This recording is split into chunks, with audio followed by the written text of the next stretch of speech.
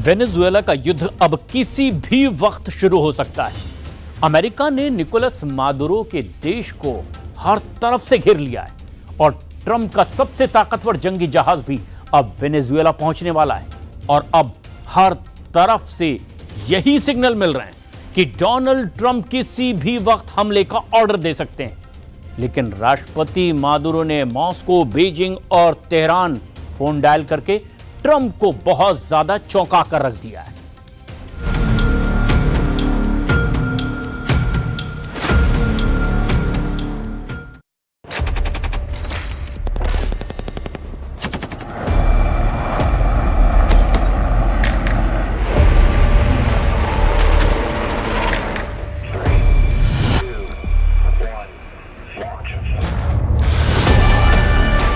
किसी भी वक्त डोनाल्ड ट्रंप बहुत बड़ा फैसला ले सकते हैं। किसी भी वक्त वेनेजुएला में टॉम हॉक मिसाइल फायर की जा सकती है। किसी भी वक्त वेनेजुएला के राष्ट्रपति निकोलस मादुरो को सत्ता से हटाने वाला युद्ध शुरू हो सकता है। अमेरिका के जंगी जहाज टॉम हॉक मिसाइल फायर करने के लिए बेकरार हैं और इस वक्त कैरेबियन सागर में युद्ध का फैसला डोनाल्ड ट्रंप के सीक्रेट ऑर्डर का इंतजार कर रहा है। क्या होने वाला है वेनेजुएला में? क्या डोनाल्ड ट्रंप और वेनेजुएला के राष्ट्रपति निकोलस मादुरो की दुश्मनी दुनिया को एक और बड़े युद्ध में झोंक देगी? ट्रंप ने जिस तरह से कैरेबियन सागर में अपने बेड़े तैनात किए हैं, उससे साफ लग रहा है कि डोनाल्ड ट्रंप की नीयत में बहुत ज्यादा फायर पावर है। लेकिन ट्रंप की युद्ध वाली आग बुझाने के लिए मादुरो ने 3 बड़ी ताकतों से संपर्क कर लिया है। पहला है रूस, दूसरा है चीन और तीसरा है ईरान। वेनेजुएला के राष्ट्रपति निकोलस मादुरो ने इन देशों से मिसाइल मांगी है, लॉन्ग रेंज रडार मांगे हैं और सुखोई विमानों को अपग्रेड करने की मांग की है। वो ड्रोन भी मांग रहे हैं। वो किसी भी कीमत पर डोनाल्ड ट्रंप के गुस्से पर पानी फेरना चाहते हैं। ये रिपोर्ट अमेरिकी मीडिया में छपी है और इस रिपोर्ट में अमेरिकी सरकार के सीक्रेट डॉक्यूमेंट का हवाला दिया जा रहा है। 2013 से वेनेजुएला की कमान संभाल रहे निकोलस मादुरो ने रूस के राष्ट्रपति व्लादिमीर पुतिन को चिट्ठी लिखी है। उन्होंने रूस से मिसाइल मांगी है। मादुरो ने चीन के राष्ट्रपति शी जिनपिंग को भी खत लिखा है।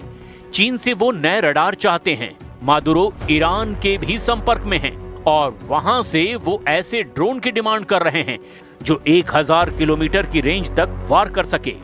हालांकि ट्रंप ने कहा है कि वेनेजुएला में हमला करने का उनका कोई इरादा नहीं है।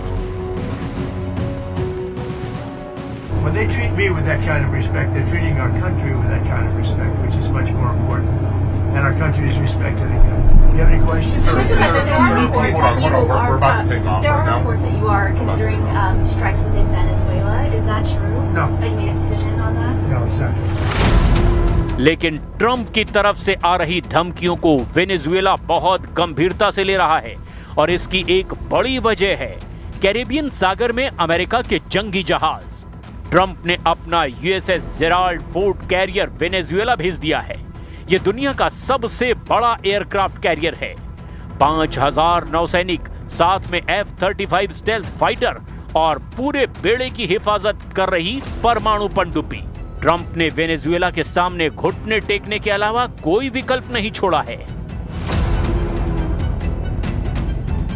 Si aparecía explotando por allá una nave gringa en aguas limítrofes o en aguas de Trinidad y Tobago, ¿a quién le iban a echar la culpa? ¿Y para qué le iban a echar la culpa a Venezuela? Para justificar una escalada y un enfrentamiento entre pueblos hermanos. America दावा कर रहा है कि Caribbean सागर में force बढ़ाने का मकसद drugs तस्करों का नेटवर्क खत्म करना है।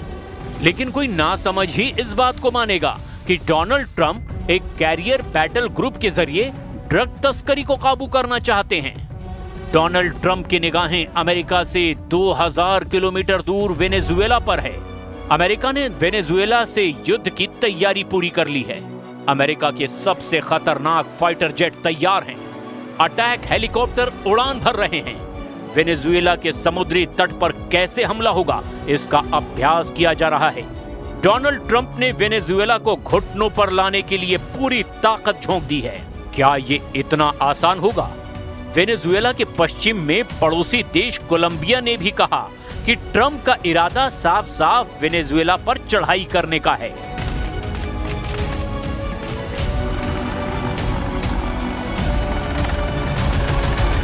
There's no need to fire missiles. It's absolutely ineffective, and this action doesn't seem to be really aimed at seizing cocaine, but rather at an invasion, which is also absurdly illegal and has more of an objective of oil than defending the American society from illicit drugs.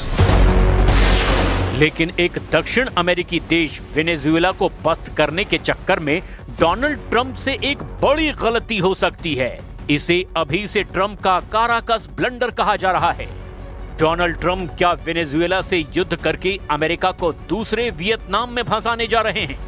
ऐसे बहुत से सवाल हैं जो इस वक्त America की इस नेवल कमांडो टीम के जहन में भी घूम रहे होंगे। फास्ट बोट पर सवार ये सैनिक अमेरिका के स्पेशल फोर्स का हिस्सा हैं। इनका काम होता है दुश्मन के इलाके में घुसकर उसे खत्म करना या पूरे इलाके पर कब्जा जमाना। M240 मीडियम मशीन गन के साथ अमेरिका के सील कमांडो बता रहे हैं कि कैसे वो वेनेजुएला के खिलाफ एक बड़े युद्ध के लिए तैयार हो चुके हैं। कैरेबियन सागर में ड्रग तस्करों को खत्म करने की आड़ में अब वेनेजुएला डोनाल्ड ट्रंप का प्राइम टारगेट बन चुका है।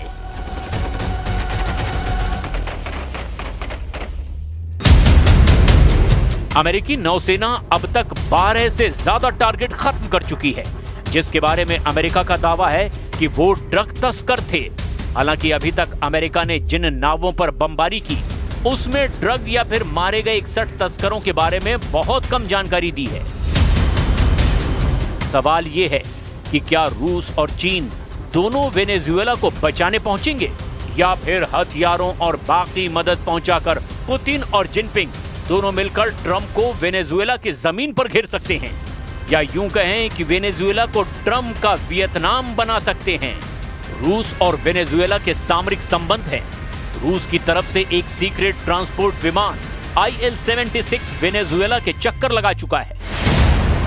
इस साल 7 मई को ही मॉस्को में पुतिन और मादुरो की मुलाकात हुई थी और ये बात पुतिन सरकार बार बार कह चुकी है कि वो वेनेजुएला की संप्रभुता की रक्षा करने में उनके साथ हैं, और ये बात भी कि रूस अपने साथियों के खिलाफ खतरों को लेकर जवाब देने के लिए तैयार है। लेकिन यूक्रेन और नेटो के खिलाफ रूस बहुत ज्यादा फंसा हुआ है और इस वक्त ट्रंप का मूड ज्यादा खतरनाक नजर आ रहा है। दावा किया जा रहा है कि अमेरिकी नौसेना ने अपनी 10% ताकत अभी कैरिबियन सागर में तैनात कर दी है और उसका सबसे बड़ा टारगेट वेनेजुएला ही बन चुका है। डोनाल्ड ट्रंप का एजेंडा बिल्कुल साफ नजर आ रहा है। वो जानते हैं कि जिस तरह से अमेरिका ने इराक से सद्दाम हुसैन को हटाया, लीबिया से मुअम्मर गद्दाफी को हटाया, जिस तरह सीरिया से बशर अल असद को हटाया गया, ठीक वैसे ही वेनेजुएला से मादुरो को हटाया जा सकता है। पर सवाल है कि क्या पुतिन ऐसा होने देंगे? इस साल जुलाई में ही रूस ने वेनेजुएला में कैलाशनिकोव की हथियार फैक्ट्री खोली है। वेनेजुएला के तेल और गैस भंडार में भी रूस का दखल है। मामला हजारों करोड़ डॉलर का है और इस बार डोनाल्ड ट्रंप की भी नजर है। इसीलिए अमेरिका ने बड़े पैमाने पर अपनी नौसेना को वेनेजुएला के पास तैनात कर दिया है। कुछ हफ्तों के अंदर अचानक दक्षिण अमेरिका में युद्ध का माहौल बन गया। कैरेबियन सागर अब काला सागर की तरह उबलने लगा है, क्योंकि अमेरिका के बड़े बड़े जंगी जहाज वेनेजुएला के आसपास मंडरा रहे हैं। ट्रंप का फोकस अचानक ईरान और यूक्रेन से निकलकर वेनेजुएला पर पहुंच गया है। अमेरिका की फौज ने वेनेजुएला पर हमला करने की पूरी तैयारी कर ली है। डोनाल्ड ट्रंप बता रहे हैं कि किसी भी वक्त वेनेजुएला का वो हाल किया जा सकता है जैसे इजराइल ने गाजा का किया है। वेनेजुएला के राष्ट्रपति निकोलस मादुरो ने कहा है कि उनकी फौज अब अमेरिका की एयरफोर्स की हवा निकालने के लिए तैयार है। मादुरो ने कहा कि अमेरिका की धमकियों के आगे वेनेजुएला झुकेगा नहीं। वेनेजुएला के राष्ट्रपति निकोलस मादुरो और अमेरिका के राष्ट्रपति डोनाल्ड ट्रंप के बीच 36 का आंकड़ा है।